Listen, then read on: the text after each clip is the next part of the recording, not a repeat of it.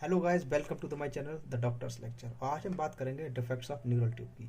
तो सबसे पहले हमने लास्ट लेक्चर के अंदर देख लिया था कि न्यूरल ट्यूब का डेवलपमेंट हमने देख लिया कि न्यूरल ट्यूब का डेवलपमेंट किस तरीके से होता है। जैसे ये न्यूरल ट्यूब है और ये अपर पोर्शन इसका कहलाता है एंटीरियर न्यूरोपोर, जो लोअर पोर्शन इसका कहलाता है पोस्टीरियर न्यूरोपोर। तो ये सारी बात लास्ट लेक्चर के अंदर हमारी हो चुकी है, किस तरीके से न्यूरल ट्यूब का होता है फॉर्मेशन, और फॉर्मेशन होने के बाद में इस न्यूरल ट्यूब के अंदर क्या क्या मॉडिफिकेशन होते हैं। तो इसके बाद हम देखते हैं कि डिफेक्ट्स क्या क्या होते हैं न्यूरल ट्यूब के अंदर। जो न्यूरल ट्यूब्स होती हैं, न्यूरल ट्यूब होती है, इसके अंदर डिफेक्ट्स आते हैं। डिफेक्ट्स किस केस में होते हैं कि ये तो होगी मेरी न्यूरल ट्यूब,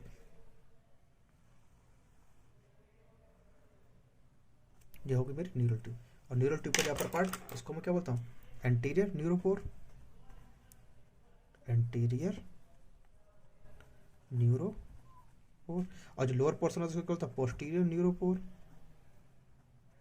पोस्टीरियर न्यूरोपोर। और इसके बीच में सीएसएफ फील्ड कैविटी होती है। ये क्या होती है, सीएसएफ फील्ड कैविटी, ये होती है CSF field cavity, CSF field cavity. ये होता क्या है, ये कैविटी जब अपर पार्ट पोर्शन में होती है तो अपर पोर्शन में क्या बनाती है, वेंट्रिकल का फॉर्मेशन करती है, जिसके अंदर क्या सीएसएफ फील्ड होता है। और जब ये लोअर पोर्शन में होती है तब ये क्या बनाती है, स्पाइनल कॉर्ड के अंदर, स्पाइनल कॉर्ड के अंदर क्या होती है, स्पाइनल कैनाल बनाती है। तो ये क्या, इसके अंदर भी मॉडिफिकेशन होकर ये बनाती है। और ये जो अपर पोर्शन होता है स्पाइनल ट्यूब का, स्पाइनल ट्यूब का जो अपर पोर्शन होता है, इसके अंदर क्या होते हैं, 3 वेसिकल का फॉर्मेशन होता है, जिससे हमारे क्या बनते हैं, ब्रेन का फॉर्मेशन होता है। और जो लोअर पोर्शन होता है इससे क्या बनता है, इससे पोर्शन, जो लोअर पोर्शन होता है इससे बनता है हमारी स्पाइनल कॉर्ड। तो ये मॉडिफिकेशंस होते हैं, ये मॉडिफिकेशंस होते हैं इस न्यूरल ट्यूब के अंदर। लेकिन अगर मैं बात करता हूँ इसके अपर और लोअर एंड के, तो होता क्या है, जब इसके अपर एंड पर 3 प्राइमरी वेसिकल्स का फॉर्मेशन होता है, उसके बाद पहले तो क्या होता है, प्राइमरी वेसिकल्स का फॉर्मेशन। तो ये मैं कह सकता हूँ before the neural tube is completely close, neural tube के कम्प्लीटली क्लोज होने से पहले ही ये 3 वेसिकल्स का फॉर्मेशन होता है। लेकिन जैसे ही 3 वेसिकल्स का ये फॉर्मेशन हो जाता है, या मैं ये कह सकूँ जो ब्रेन का जो डेवलपमेंट स्टार्ट हो जाता है, तब क्या होते हैं, ये अपर और लोअर पोर्शन ये क्या होते हैं, ये क्लोज हो जाते हैं। कभी कभी क्या होता है, ये अपर और लोअर पोर्शन क्लोज नहीं हो पाते हैं, और ये क्या कहलाते हैं, डिफेक्ट कहलाते हैं न्यूरल ट्यूब के अंदर। तो जब अपर पोर्शन इसका, यह मैं कह सकता हूं एंटीरियर न्यूरोपोर क्लोज नहीं होता है, इफ एंटीरियर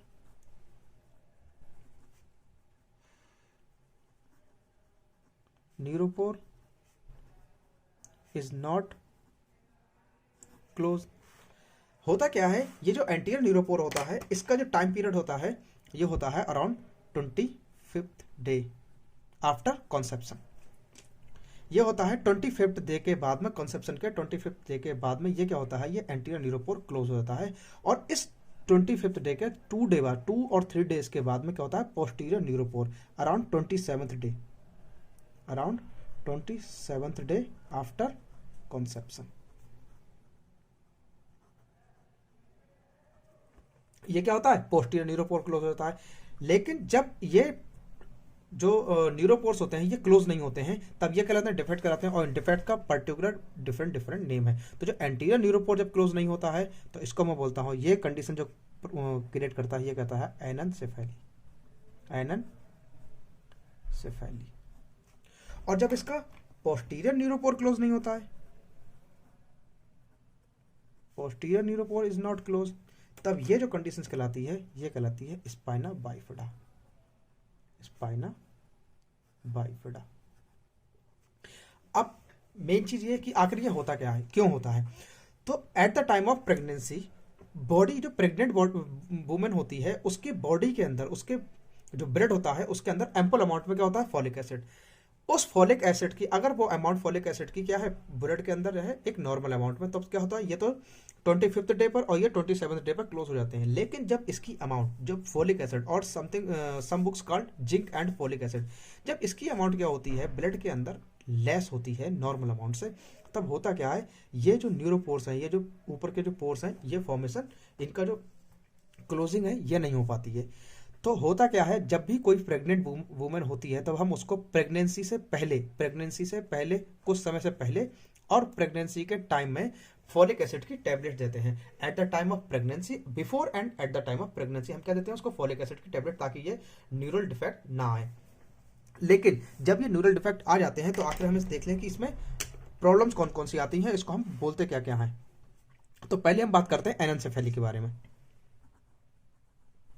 एनएनसेफेली के बारे में, ये जो एनएनसेफेली होता है इसके अंदर सबसे इसको हम जो बोलते हैं ये होता है absence of major portion of skull and brain. ये जो अपर पोर्शन है, ये जो अपर पोर्शन ये उसका फॉर्मेशन करता है ब्रेन का। तो जब अपर पोर्शन ब्रेन का फॉर्मेशन डेवलपमेंट स्टार्ट हो जाता है, लेकिन जब अपर पोर्शन क्लोज नहीं होता है, तब जो ब्रेन का फॉर्मेशन होता है वो कहता होता है ब्रेन जो होता है रूडिमेंट्री होता है। तो या तो इस टाइप का जो बेबी है वो तो इंट्रा यूट्रल लाइफ के अंदर ही डेड हो जाएगा, either after birth some time में उसकी डेथ हो जाएगी। मतलब डेथ यहाँ पर क्या होती है, कंफर्म होती है, या तो इंट्रा यूट्रल लाइफ में या बाद में। क्यों होती है, मेन होता है कि इसका जो मेजर पोर्शन होता है ब्रेन का वो फॉर्मेशन ही नहीं होता है। यहां पर क्या होता है, absence of major portion of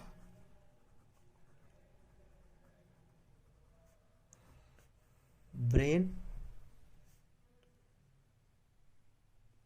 school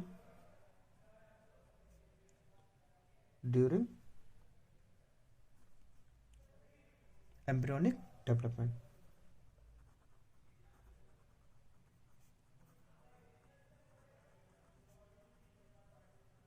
और हम कह सकते हैं कि यहां पर क्या होता है, अब्सेंस ऑफ बॉल्ट। यहां पर क्या होता है, absence of bolt of skull. अब ये बॉल्ट ऑफ स्कल क्या होता है, ये क्या होता है, जो स्कल्स की बोन्स होती हैं, जो स्कल्स की क्या होती है, बोन्स होती हैं। कौन कौन सी bone, paired frontal bone, paired frontal bone, paired parietal bone,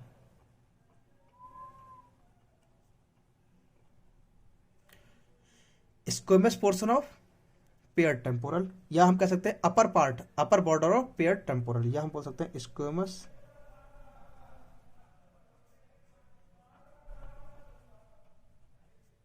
portion of paired temporal. और जो चौथी बोन होती है वो होती है interparietal part of occipital bone, inter parietal part of occipital bone. ये क्या होता है, ये अब्सेंस रहती है। अगर ये चीज अब्सेंस रहती है तो ये क्या, ब्रेन का जो फॉर्मेशन होगा वो भी ब्रेन क्या होगा, रूडिमेंट्री। इसके साथ साथ क्या होता है, इस बेबी के अंदर जो आइज होंगी वो बल्जिंग होंगी, बल्जिंग ऑफ आइज। अब जो नेक होगी, नेक पोर्शन वो क्या होता है, अब्सेंट होता है। तो यहाँ पे और क्या क्या होता है, यहाँ पे होता है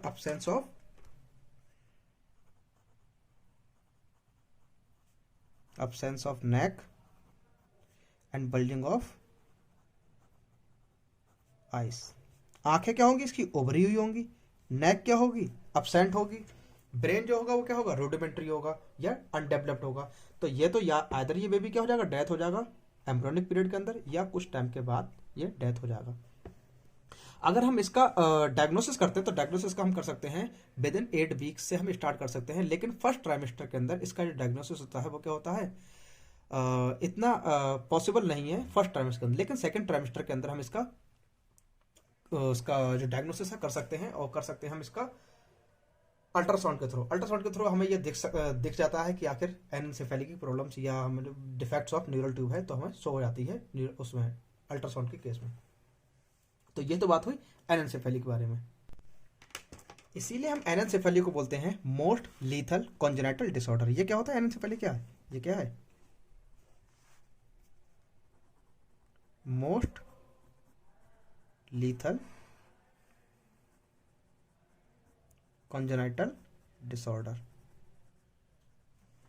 अब इसके बाद हम बात करते हैं किसकी, स्पाइना बाइफिडा की। स्पाइना बाइफिडा,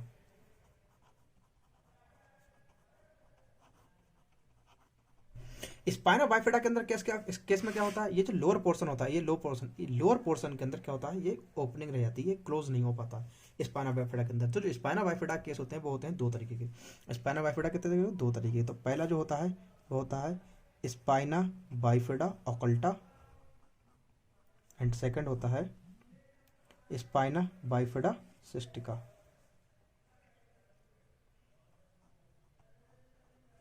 होता क्या है, स्पाइना बाइफिडा ओकल्टा के अंदर क्या होता है, स्पाइना बाइफिडा ओकल्टा के अंदर जो लोअर पोर्शन होता है यहाँ पर क्या रहता है, ओपनिंग रह जाती है, नॉर्मल ओपनिंग रहती है। नॉर्मल ओपनिंग के साथ साथ जो आसपास का जो न्यूरल जो स्पाइनल कॉर्ड है उसके अंदर डेवलपमेंट तो लगभग लगभग होता है, स्पाइनल कॉर्ड के अंदर तो कोई प्रॉब्लम नहीं होती है।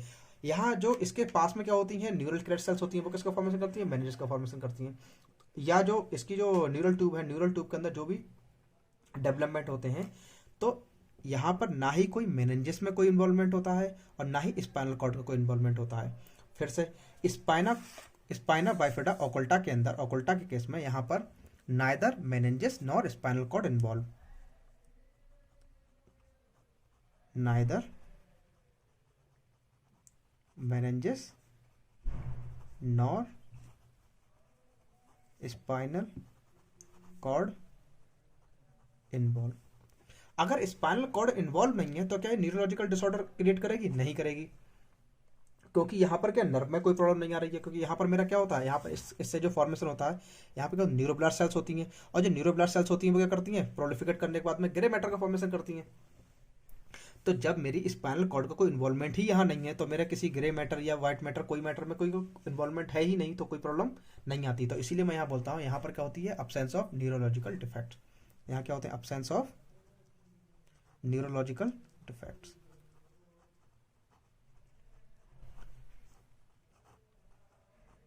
यहाँ न्यूरोलॉजिकल डिफेक्ट्स तो नहीं होते हैं।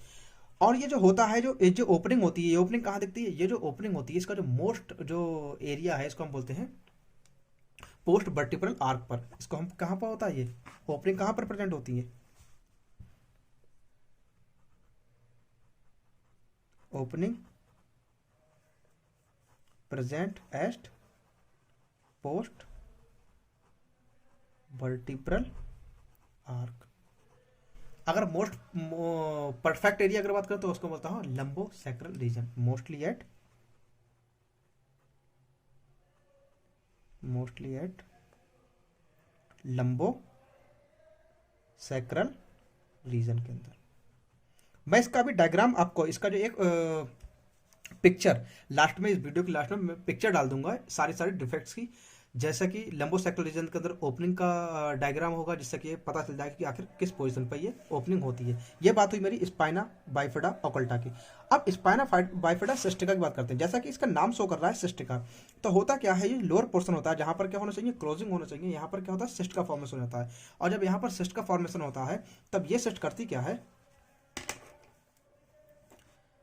ये तो होती है मेरी क्या, स्पाइनल कॉर्ड। और स्पाइनल कॉर्ड के साथ साथ यहाँ पर क्या लंबोसैक्रल रीजन के अंदर, लंबोसैक्रल रीजन ये सिस्ट का फॉर्मेशन होता है। और जब ये सिस्ट का फॉर्मेशन होता है तो जनरली यहाँ क्या होती है, न्यूरोब्लास्ट सेल्स होती हैं, और ये न्यूरोब्लास्ट सेल्स प्रोलिफिकेट करने के बाद क्या बनाती है, ग्रे मैटर का फॉर्मेशन करती है। जैसे कि हमने देखा था ये न्यूरोब्लास्ट सेल्स थी, ये न्यूरोब्लास्ट सेल्स का क्या होता है, प्रोलिफिकेशन, और प्रोलिफिकेशन के बाद में एलर प्लेट और मोटर प्लेट। तो ये एलर प्लेट ने क्या बनाया था, सेंसरी ग्रे मैटर, और मोटर प्लेट ने क्या बनाया था, जो मोटर प्लेट थी ने क्या होता था, मोटर ग्रे मैटर। तो ये ग्रे मैटर जो इन्वॉल्वमेंट होते हैं यहाँ पर। अब ये यहाँ पर क्या है, यहाँ पर क्या सिस्ट का फॉर्मेशन होता है। जब सिस्ट का फॉर्मेशन होता है तो यहाँ पर क्या होता है, प्रोट्रूजन होता है मेनिंजेस का और स्पाइनल कॉर्ड का। तो यहाँ पर स्पाइनल कॉर्ड और मेनिंजेस दोनों का इन्वॉल्वमेंट होता है। जब स्पाइनल कॉर्ड का इन्वॉल्वमेंट होता है तो यहाँ पर क्या होता है, जनरली स्पाइनल नर्व का भी इन्वॉल्वमेंट होता है। और ये स्पाइनल नर्व कौन कौन सी होती है, ये होती है स्पाइनल नर्व होती है, ना कि क्रेनियल नर्व। तो यहाँ पर क्या क्या होता है, यहाँ पर meninges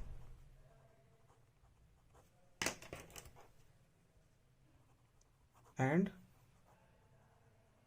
spinal cord, spinal nerve also involve. अब ये क्या होती है, इन्वॉल्व होती हैं। अगर ये इन्वॉल्व हैं तो क्या होगा, मान लिया इस लंबोसैक्रल रीजन के अंदर, इस लंबोसैक्रल रीजन के अंदर यहाँ पर नर्व थी किसकी, लोअर पोर्शन की। अगर यहाँ पर लोअर पोर्शन की नर्व में क्या आ गया, कोई डिफेक्ट आ गया, तो लोअर पोर्शन के अंदर क्या हो जाएगा, पैरालिसिस हो जाएगी। तो यहाँ पर ये मोस्ट कॉमन जो इसके सिम्टम्स होते हैं उसके अंदर, तो पैरालिसिस क्या होती है, flaccid paralysis for lower extremities, जो हमें जनरली देखने को मिलती है। और यहाँ पर क्या होते हैं, यहाँ पर क्या होती है, स्पाइनल नर्व्स निकलती हैं। ये स्पाइनल नर्व्स किसके लिए काम आती हैं, ये स्पाइनल नर्व जो यूज होती हैं वो ब्लडर में बाउल मूवमेंट के अंदर या बाउल डिस्फंक्शन के अंदर डिस्फंक्शन हो जाते हैं। जो जनरली स्पाइना बाइफिडा का जो केस होता है, स्पाइना बाइफिडा के केस में जब भी कोई पेशेंट की डेथ होती है तो वो डेथ इसमें अच्छे स्पाइना बाइफिडा केस में जो एक लाइफ पीरियड है, वो भी एक अच्छा खासा लाइफ पीरियड है, एक पर्टिकुलर लाइफ पीरियड के बाद ही डेथ होती है। और जनरली जो कॉज होता है डेथ का वो क्या होता है, रीनल फेलियर होता है। जो जनरली कॉज होता है इसका रीनल फेलियर होता है। लेकिन साथ साथ में यहाँ कौन कौन से डिफेक्ट देखने को मिलते हैं, meninges, spinal cord, spinal nerve अगर अफेक्ट इसमें इन्वॉल्व है तो अफेक्टेड होंगी। तो ये क्या हो जाएगा, प्रेजेंस होती है न्यूरोलॉजिकल डिफेक्ट्स की, न्यूरोलॉजिकल डिफेक्ट्स। यहाँ न्यूरोलॉजिकल डिफेक्ट्स क्या होते हैं, प्रेजेंट होते हैं, क्योंकि यहाँ इन्वॉल्वमेंट होता है नर्व का, because of involvement of nerves.